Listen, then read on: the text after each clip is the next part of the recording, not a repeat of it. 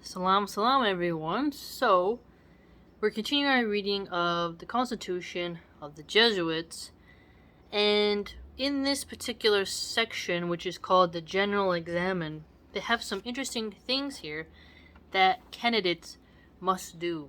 One of them is they have to do a sort of penniless pilgrimage, door to door, begging, and this is supposed to teach them to not place reliance on money or on created things, but on their Creator and Lord. And I found this to be quite interesting. So it really focuses on making them not have provision in the sense of materialism.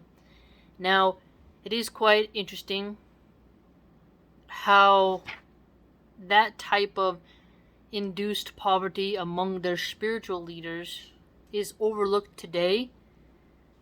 It's really quite fascinating, because if you compare certain Methodists and Baptists who preach, some of them have mega churches and they're extremely wealthy. But you see people here who go into the Jesuit order, they seem to have a real key aspect of giving away all your clothes, not having someone on the outside running businesses for you. You have to give up a lot of your material items, and here you have to do a sort of penniless pilgrimage, begging door to door.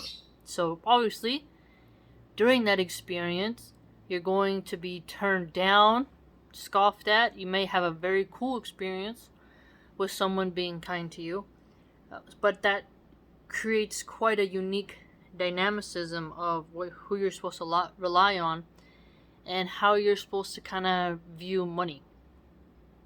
Really is quite interesting. Then, the fourth experience is working in low and humble offices after entrance into one of the houses. Now, here, it says you're supposed to set a good example by working in these very low offices, right? So, what do we see thus far? You're going to have an experience being a beggar, and you're going to have an experience with working a more humble, low position.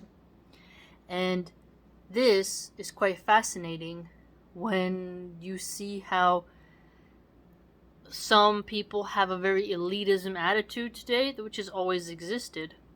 But this is to help them become more accepting of poverty and not to judge the poor.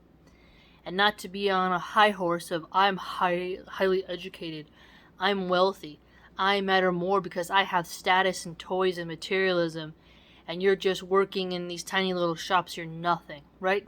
See, that is supposed to be cured by these little experiments that they're supposed to go through as a candidate. And interestingly, the fifth experience, you have to explain the Christian doctrine to boys, simple persons, and teaching it to individuals. And so, when it says boys, maybe at this time not that many girls were into the education, but simple persons can also just be people of lowly income, not just expecting to cater to the aristocrats, but rather those at all levels.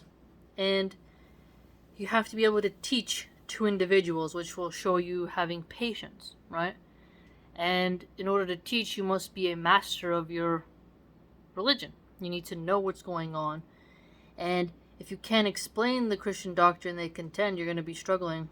So what do you notice here? Someone having to explain it to a child's level, to, more of a simple person who maybe is not really into bookish stuff, to be able to communicate it with them.